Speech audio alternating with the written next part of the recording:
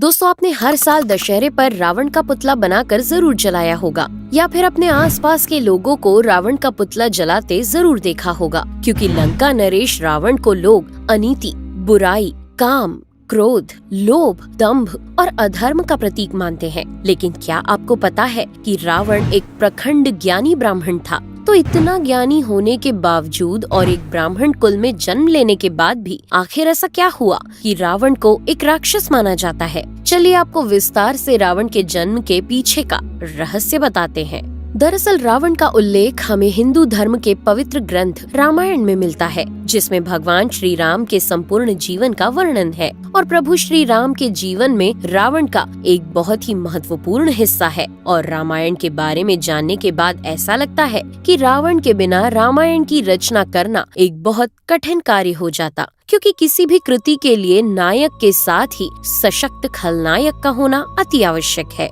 वैसे आपको बता दें, वाल्मीकि रामायण के अनुसार सोने की नगरी लंका का राजा रावण ब्राह्मण पुलस्त्य ऋषि का पौत्र तथा महर्षि विश्रवा और राक्षसी कैकसी का पुत्र था।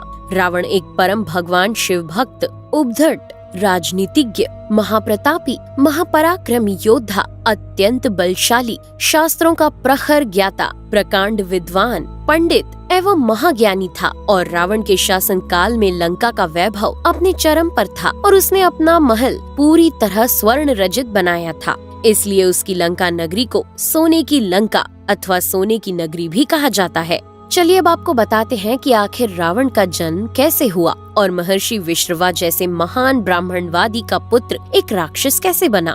वाल्मीकि रामायण के उत्तरकांड के अनुसार पौराणिक काल में 3 बहुत ही क्रूर राक्षस भाई हुआ करते थे, जिनके नाम माली, सुमाली और मालयवान थे। ये तीनों ब्रह्मा जी के बहुत बड़े भक्त थे और इन तीनों राक्षसों ने ब्रह्मा जी की घोर तपस्या की और इनकी तपस्या से प्रसन्न होकर ब्रह्मा जी ने इन्हें बलशाली होने का वरदान दे दिया। और वरदान मिलते ही तीनों भाई पाताल, पृथ्वी और स्वर्ग लोक में मौजूद देवताओं के साथ साथ मनुष्यों और ऋषि मुनियों पर अत्याचार कर उन्हें क्रूरता से मारने लगे। लेकिन जब माली, सुमाली और मालयवान की क्रूरता और अत्याचार बहुत अधिक बढ़ गया, तब सभी ऋषि मुनि और देवतागण परम पूज्य भगवान श्री विष्णु जी के पास मदद मांगने गए और तीनों राक्षस भाइयों के अत्याचार के बारे में भगवान विष्णु जी को बताया। उन सब की बातें सुनकर भगवान विष्णु ने उन्हें आश्वस्त किया कि आप सभी अपने लोक में निडर होकर जाएं और हमेशा की तरह अपना जीवन व्यतीत करें। मैं अतिशीघ्र इन राक्षसों का विनाश करूंगा और तीनों लोकों को इनके अत्याचार से मुक्ति दिलाऊंगा। फिर क्या था, जैसे ही इन तीनों भाइयों माली, सुमाली और मलयवान को भगवान विष्णु के कथन के बारे में पता चला, तो तीनों ने संपूर्ण सेना के साथ इंद्रलोक पर आक्रमण कर दिया। इसके बाद भगवान विष्णु इंद्रलोक आकर राक्षसों का नरसंहार करने लगे और देखते ही देखते विष्णु जी ने माली सहित कई सारे राक्षसों को मौत के घाट उतार दिया। भगवान विष्णु का बल देखकर बाकी बचे राक्षस सुमाली और मालयवान के साथ लंका की ओर भाग निकले और फिर कुछ समय बाद राक्षस सुमाली, मालयवान और अन्य राक्षस लंका को छोड़कर पाताल लोक में रहने चले गए।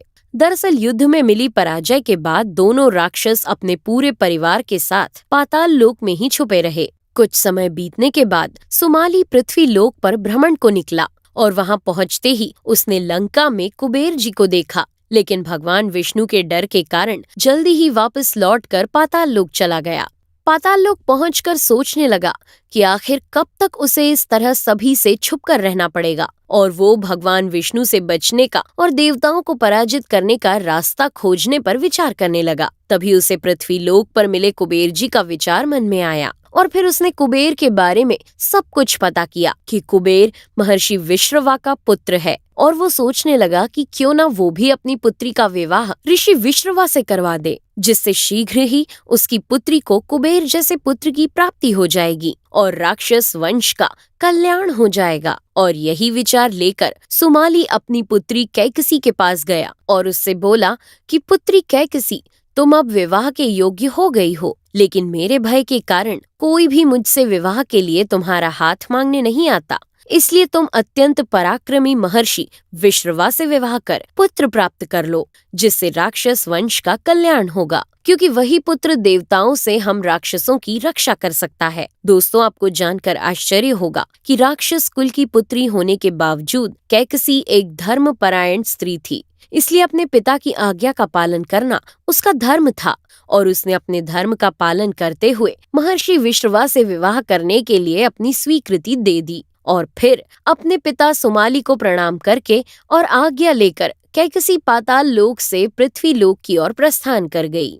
आपकी जानकारी के लिए मैं बता दूं कि पाताल लोक से पृथ्वी लोक की दूरी अधिक होने के कारण कैकसी को पृथ्वी लोक पहुंचने में काफी समय लग गया और जब वो पृथ्वी लोक पर महर्षि विश्रवा के आश्रम पहुंची तब तक सूरज ढल चुका था और संध्या का समय हो गया था और बहुत तेज आंधी चलने के साथ साथ बादल भी गरज रहे थे और महर्षि अग्निहोत्र कर रहे थे। जैसे ही कैकसी महर्षि विश्रवा के पास पहुंची तो सबसे पहले उसने उनके चरण वंदन किए। तत्पश्चात उनके अग्निहोत्र समाप्त होने का इंतजार किया। जैसे ही अग्निहोत्र समाप्त हुआ, महर्षि ने उससे उसके पिता का नाम और आश्रम आने का कारण पूछा। कैकसी ने विवाह करने की बात महर्षि को बतलाई। उसकी पूरी बात सुनने के बाद महर्षि ने उससे विवाह करने के लिए अपनी स्वीकृति दे दी। उसके बाद दोनों का विवाह हो गया। एक अच्छी पत्नी के रूप में कैकसी ने अपने पति महर्षि की कई वर्षों तक बहुत सेवा की और एक दिन उसके पति ऋषि विश्रवा ने प्रसन्न होकर कैकसी से वर मांगने को कहा तो कैकसी ने अद्भुत और तेजस्वी पुत्रों की मां होने का वरदान मांगा। तब महर्षि विश्रवा ने कहा कि हे भद्रे, मैं तुम्हारी मन की ये इच्छा अवश्य ही पूर्ण कर दूंगा, परंतु तुम कुवेला में मेरे पास आई थी, इसलिए तुम्हारे पुत्र भयानक सूरत वाले और गलत कृत करने वाले होंगे। महर्षि विश्रवा की ये बात सुनकर कैकसी विचलित हो उठी और बोली, हे ऋषिवर, आपके जैसे ब्रह्मवादी द्वारा मैं ऐसे पुत्र की उत्पत्ति नहीं चाहती, इसलिए आप मुझ पर कृपा कीजिए। तब महर्षि विश्रवा ने उससे कहा कि तुम्हारा तीसरा पुत्र मेरे जैसा ही धर्म को मानने वाला होगा। कुछ समय बीतने के बाद कैकसी ने एक अद्भुत बालक को जन्म दिया जो 10 सिर और 20 हाथों वाला अत्यंत तेजस्वी और बहुत सुंदर बालक था, जिसके शरीर का रंग काला और आकार कोयले के पहाड़ के समान विशालकाय था।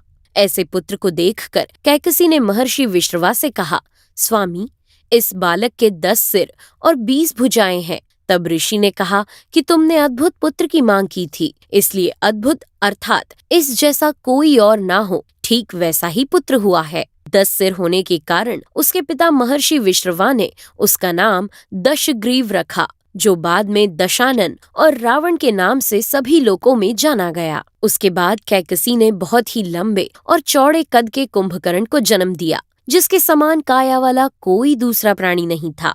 उसके बाद कैकसी ने एक अत्यंत रूपवती पुत्री को जन्म दिया, जिसका नाम शूर्पणखा रखा और उसके बाद कैकसी ने धर्मात्मा विभीषण को जन्म दिया, जो अपने पिता के समान ही सत्य और धर्म का पालन करने वाले थे और उनके जन्म के समय आसमान से फूलों की बारिश होने लगी थी।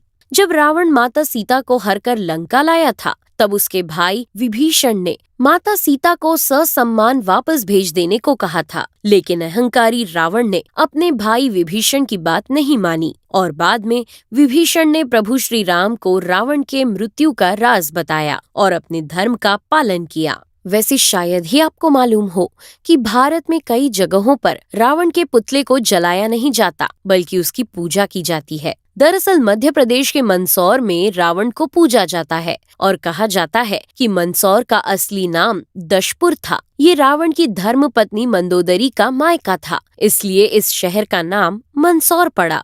अब चूंकि मंदसौर रावण का ससुराल था और यहाँ की बेटी रावण से ब्याही गई थी, इसलिए यहाँ दामाद के सम्मान की परंपरा के कारण रावण के पुतले का दहन करने की बजाय उसे पूजा जाता है। मंदसौर के रुंडी में रावण की मूर्ति बनी हुई है, जिसकी पूजा की जाती है। तो दोस्तों, ये था हमारा एक और रोचक वीडियो। आपको ये वीडियो पसंद आया हो तो इसे लाइक करें और अपने दोस्तों के साथ शेयर करें। और हाँ, जाते जाते चैनल को सब्सक्राइब जरूर कर दीजिएगा। Thanks for watching.